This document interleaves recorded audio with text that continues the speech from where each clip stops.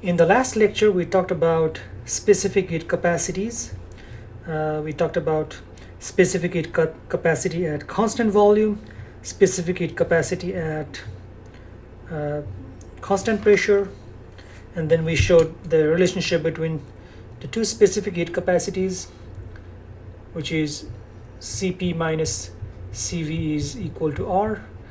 This relationship is called Mayer's equation. And we also defined a constant called gamma, which is the ratio of Cp and Cv. Okay, and the value of gamma depends on whether a gas is monoatomic or diatomic. Today we'll talk about a state variable or a state property called enthalpy, and talk about heat of transformation.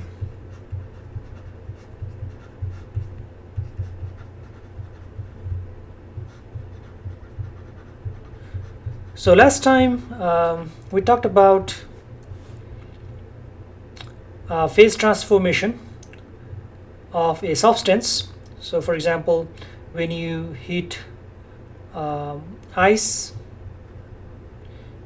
it turns into liquid water, and then when you heat water, it turns into vapor.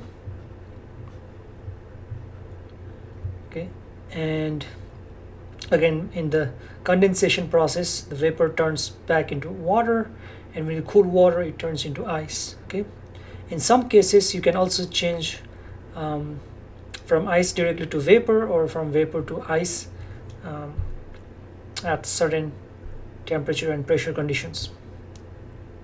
Okay, so during a phase transition, there is a transfer of heat. Okay, so you either supply heat or you remove heat during a phase transition. For example, when you change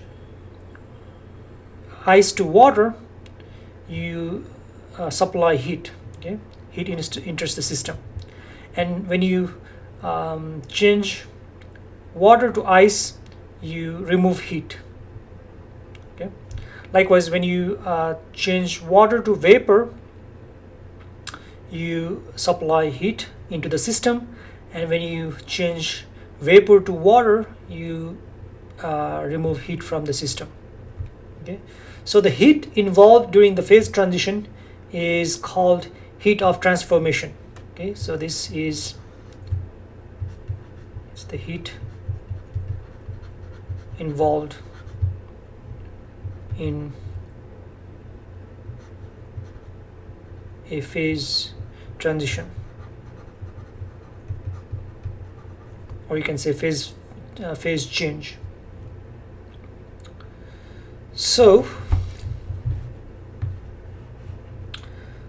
a change of phase involves equilibrium between the two states. That's what we learned last time. So we also showed the PV curve last time during the phase transition. So when you change ice to water, so up to a certain point, as the ice starts to melt, you will have equilibrium between ice and water. Okay, so you'll have ice plus water equilibrium. Likewise, if you turn water into steam, you'll have both water and steam up to a certain point. Okay, there's equilibrium between these two states, and at some critical point, all the water would be changed into steam. Okay, so the phase transition occurs in this state, in this stage, and in this stage. So during the phase transition, it involves constant temperature, and usually the process occurs at an open system. so the pressure is also constant. Okay, constant temperature and constant pressure.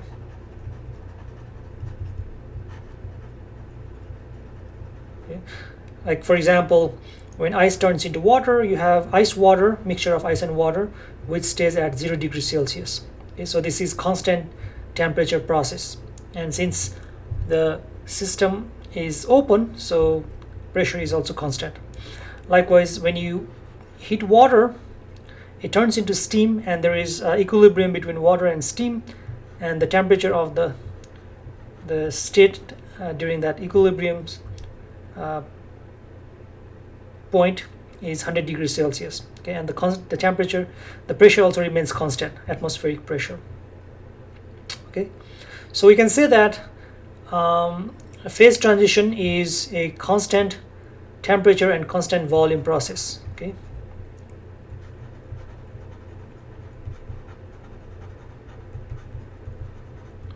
or you can also say phase change. Now let's talk about the work done either on or by the system during a phase transition. Okay, so here we will talk about specific heat rather than total heat. So specific heat is total heat over N, which is number of moles. Okay, just like we got specific volume, which is total volume over N. Likewise, we can also get specific work, which is denoted by a small letter W, by dividing this total work by small n, which is the number of moles. And if you like, you can also divide n, divide this W or V by M. Okay, that will also give you specific work. Okay, you can divide either by N or M. So we know work is V1 V2 PdV. That's the definition, and we define specific work by dividing that by n, and here also we can divide that by n. So then W specific work would be the volume would be now specific volume, and P differential of specific volume. Okay, now again, a phase transition is constant pressure and constant temperature process. So that means we can pull this P out during a phase transition. So V1 V2 P out dV. So these are all specific volumes because we are dealing with specific work. Okay, so this is V2, that's V1. So specific work is given by P V2 minus V1. Okay.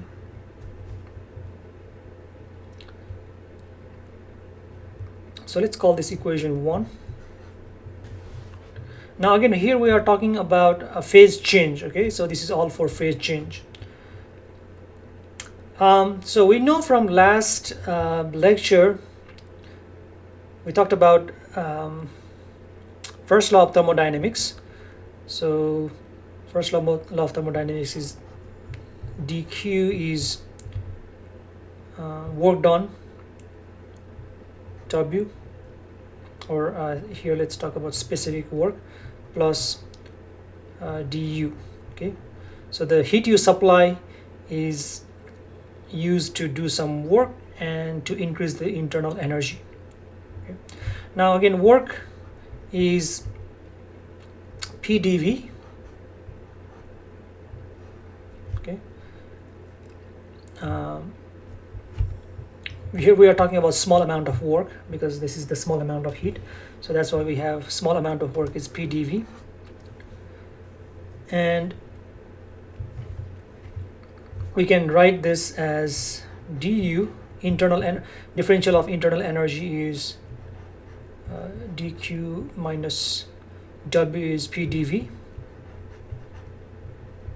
Okay, so that's the small change in internal energy. We can also write expression for finite change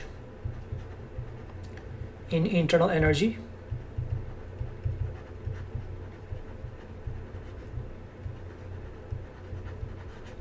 So if I integrate on both sides, what I get is U2 minus U1, okay, change in internal energy. And then dq, it's not a exact differential, so I can just write q, okay. And when we talk about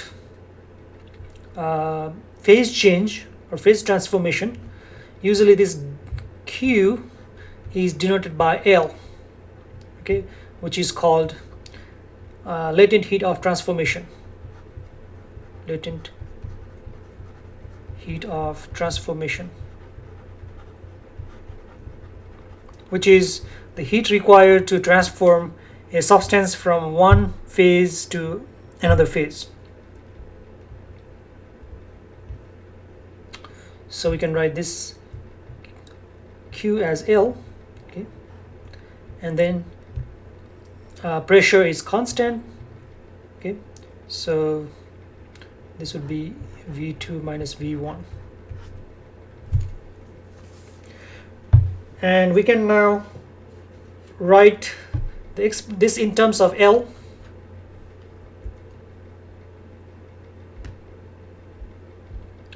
So L would be, L is equal to U2 plus PV2 minus U1 plus PV1, okay. So we can define a quantity called enthalpy, which is given by that, okay.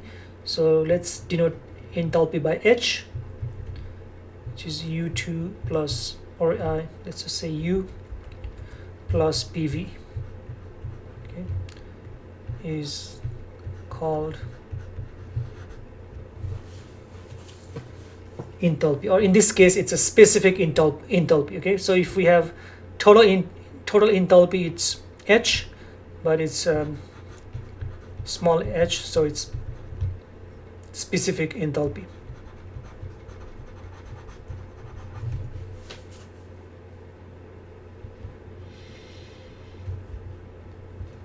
And since U, P, and V are intrinsic properties of substance or state variables, so H would also be a state variable.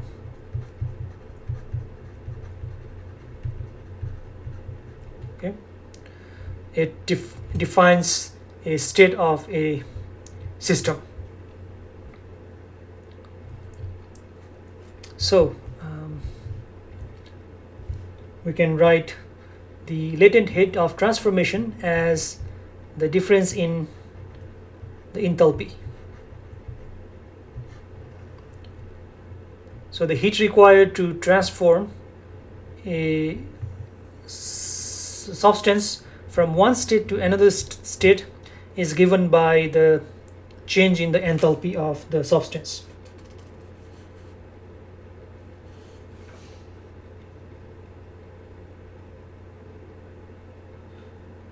So now let's consider three possible phases, and let's denote the three phases by letters 1, 2, and 3. Let's call 1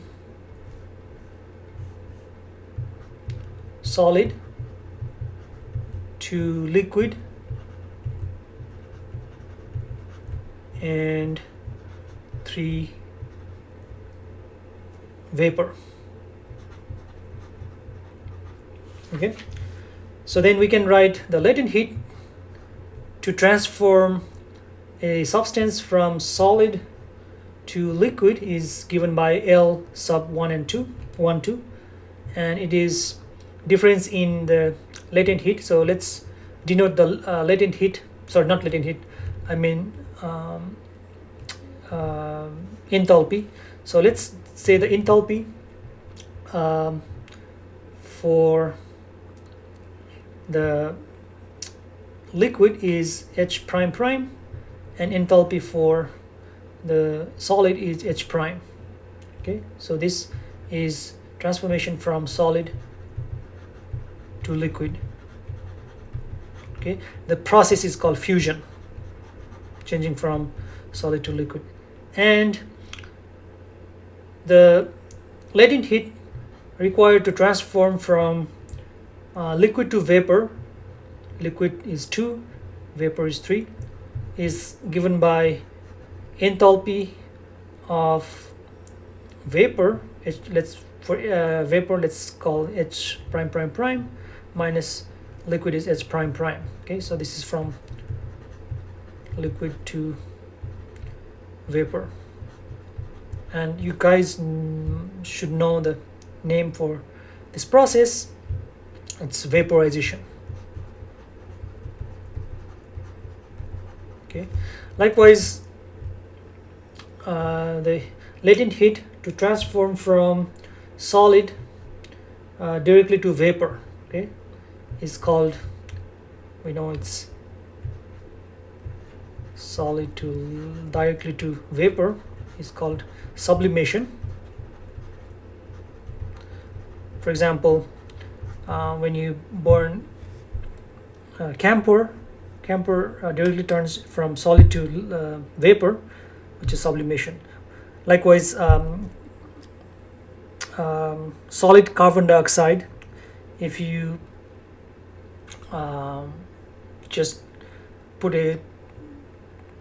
some solid carbon dioxide in normal atmospheric temperature and pressure, it directly turns to vapor, okay, without undergoing through liquid phase, which is sublimation. So enthalpy for vapor is H prime prime prime, and enthalpy of solid is S prime. Okay, and we just mentioned that H is a state variable.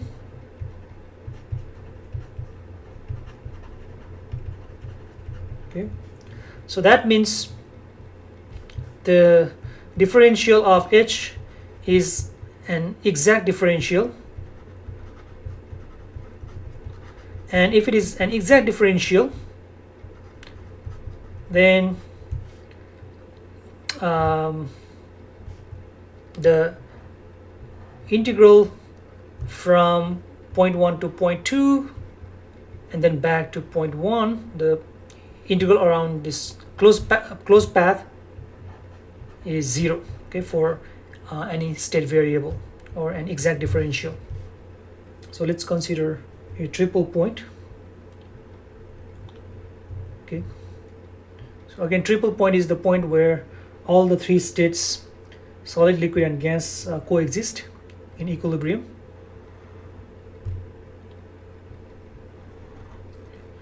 So that's triple point. So this region is solid region, this region is liquid region, and this region is vapor region.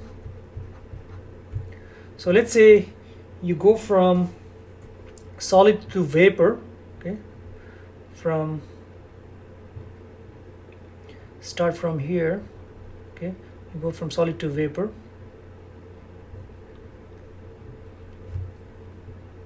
So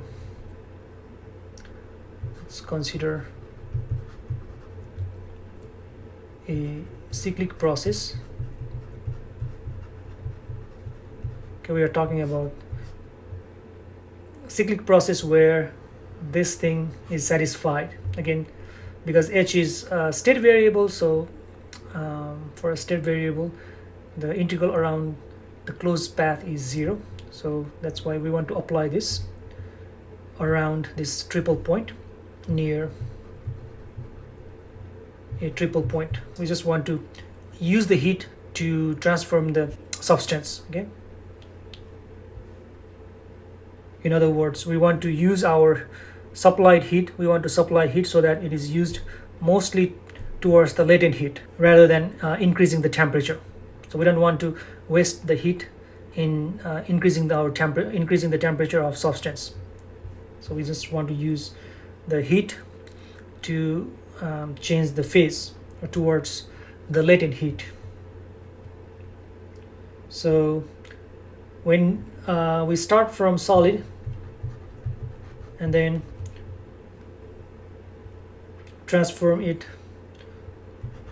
to vapor, so what we do is we need to supply heat. Okay, heat is supplied, or heat enters the system. So that means the change in enthalpy is the latent heat required to transfer from 1 to 3.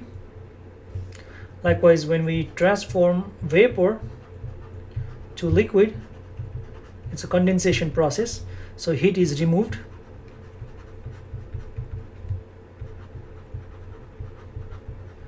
Okay, so delta H, let's call this H1, delta H2 would be latent heat from vapor to liquid, and which is minus L23. Okay, so this one is heat removed and this L23 is heat added. Okay, and then if we put minus sign here, so that would be just like heat removed. So when we go from liquid to solid, we remove heat. Okay, heat is removed.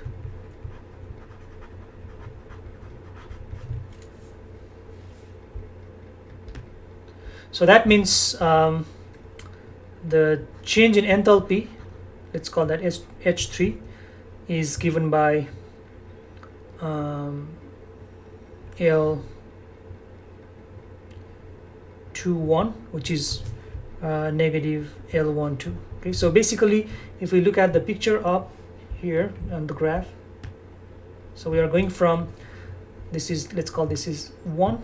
So in 1 we're going from solid to vapor, and then we are going from vapor to liquid, which is process 2, and then on the third step we are going from liquid to solid. Okay, and because it's a cyclic process, it's a closed process, so delta H would be 0.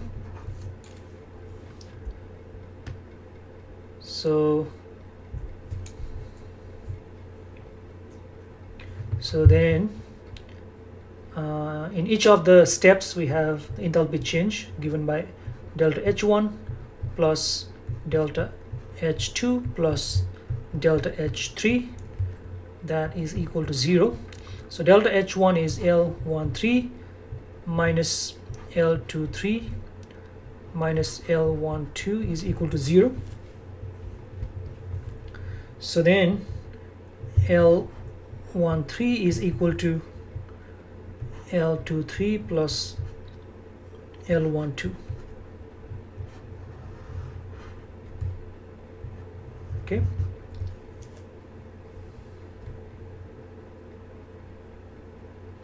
so that gives us the latent heat required to transform from solid to vapor is equal to latent heat required to transform a substance from liquid to vapor plus latent heat required to transform the substance from solid to liquid. So it looks like that this latent heat is higher than these latent heats. So now let's talk about specific heat capacity at constant pressure in terms of enthalpy. So last time, just a reminder, we showed that the specific heat capacity at constant volume, which is also defined by dq dt, that's the actual definition of specific heat capacity, okay, at constant volume. We showed that this is equal to partial u partial t at constant volume. Okay, now today we will show Cp in terms of H. Okay, so we can write enthalpy as a function of T and P. Okay, so if we do that, then we can write the differential of H. All right, let me write the topic. So this is section 4.4 from the textbook. It's a relationship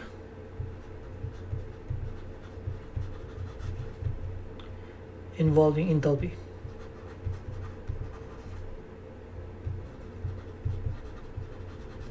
Enthalpy and Cp. Okay, so we can write the differential of H as partial H partial T at constant pressure, okay, dt, plus partial H partial P at constant T dP. And then we also have let's call this one 1. We have from the first law of thermodynamics, dq is equal to du plus pdv. Okay, and also H is equal to u plus pv. Okay,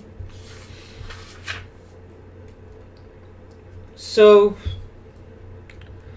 we can take the differential of this equation and write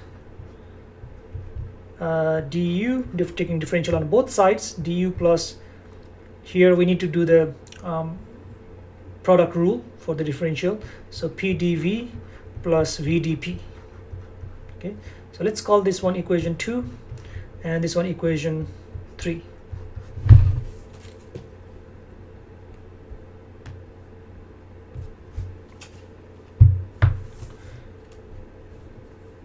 Now let's write this equation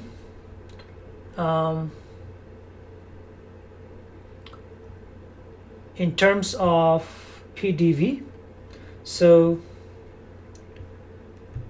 pdv, basically what we want to do is we want to use this pdv in this equation 2. So pdv is equal to dh minus du minus vdp. Okay, let's call this equation 3 and then use this in equation 2. Okay, so that'll give us, so use pdv from 3 in 2.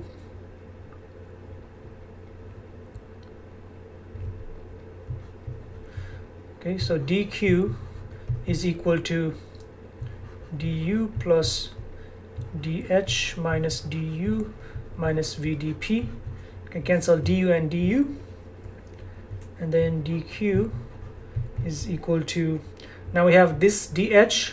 Okay, we already have expressed dh in terms of the partials, so the partial this dh, not du, sorry, dh is d h dt at constant p.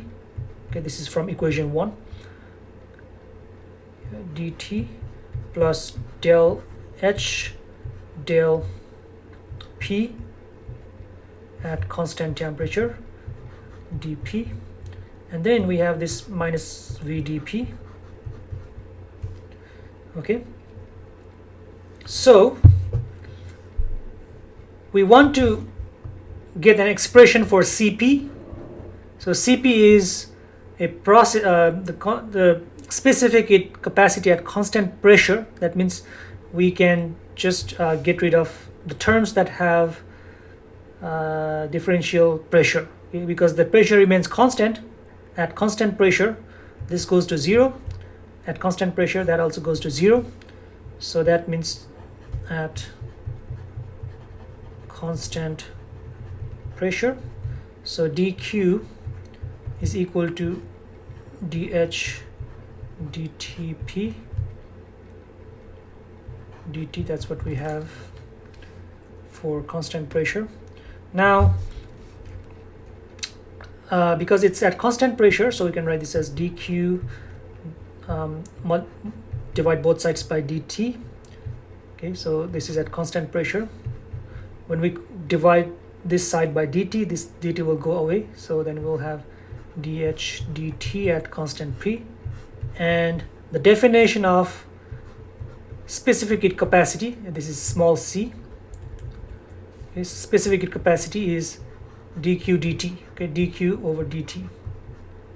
Okay, and if it is constant pressure, then that's the definition. So this thing is specific heat capacity. Again, this is a small c. I usually don't differentiate uppercase and lowercase sometimes, so we need to write this as small case c. Small case c is specific heat capacity at constant pressure, so that's dh dt at constant pressure.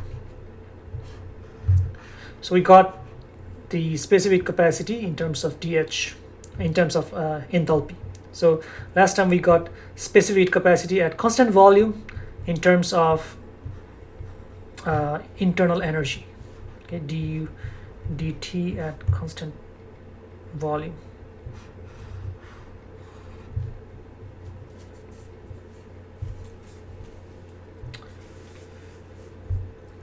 So now let's look at a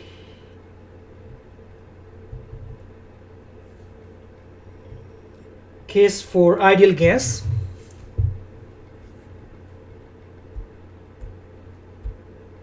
Just like last time we looked at the change in internal energy for an ideal gas during constant volume process. We expressed U in terms of CV. So here now we will talk about change in enthalpy of a substance at constant pressure, okay, in terms of specific heat capacity. So in chapter 5 we will show in this experiment called Joule-Thomson experiment the change in enthalpy with respect to change in pressure at constant temperature would be 0. In other words, if you keep temperature constant and if you change the pressure, then the enthalpy will be constant. Okay, the enthalpy will not change; it will remain same. So this is true for an ideal gas. Okay, this is for an ideal gas. Now, previously we got this expression. Let me rewrite that here. So dq is equal to partial h partial t p dt plus partial h partial p t minus v dp.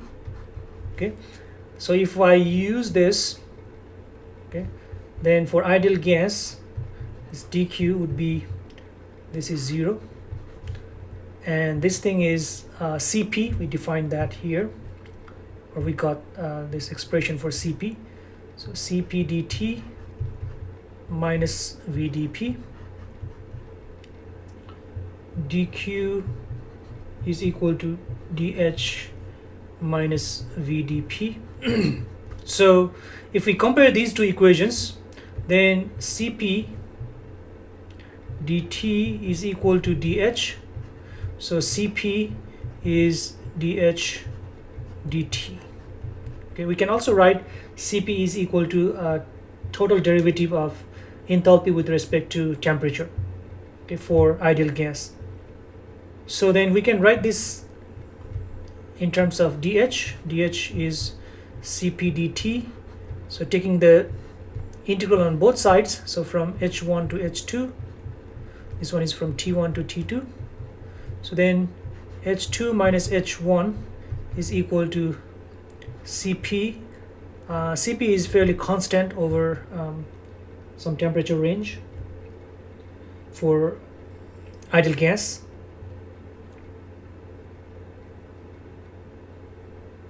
So then T2 minus T1.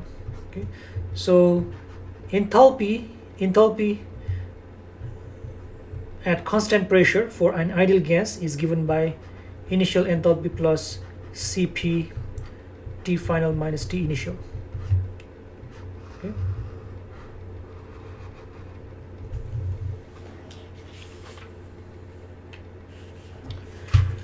Okay, so now let's talk about work done in an adiabatic process.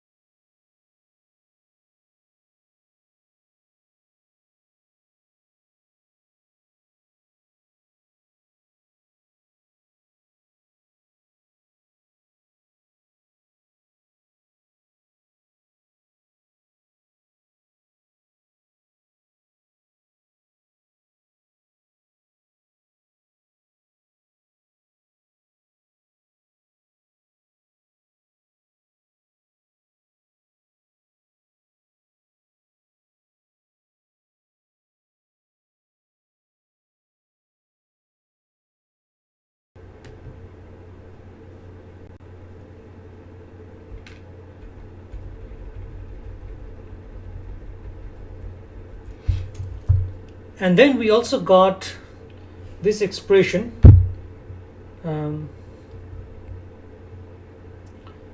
dq is equal to dH minus vdp. So if we compare these two equations, then Cp dt is equal to dH. So Cp is dH dt. Okay, we can also write Cp is equal to total derivative of enthalpy with respect to temperature, okay, for ideal gas. So if I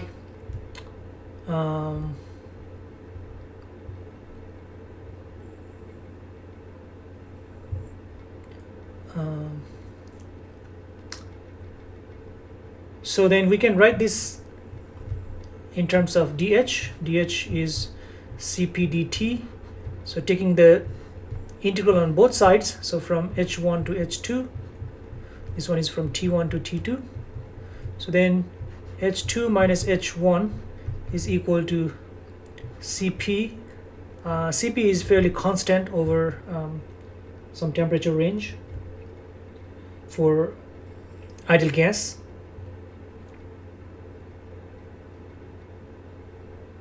So then T2 minus T1.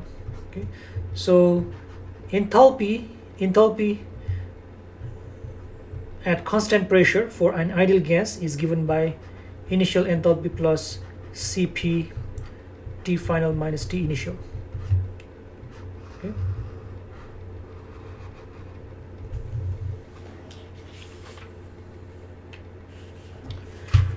Okay, so now let's talk about work done in an adiabatic process.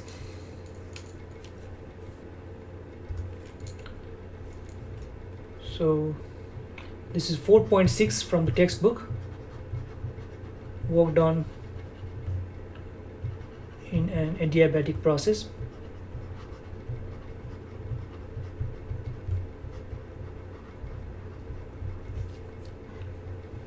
So in the previous parts, we got this expression for work done during an adiabatic process. No, sorry, not adiabatic. We got this expression for work done in an isothermal process, RT natural log V2 minus V1, okay, during isothermal process. I mean,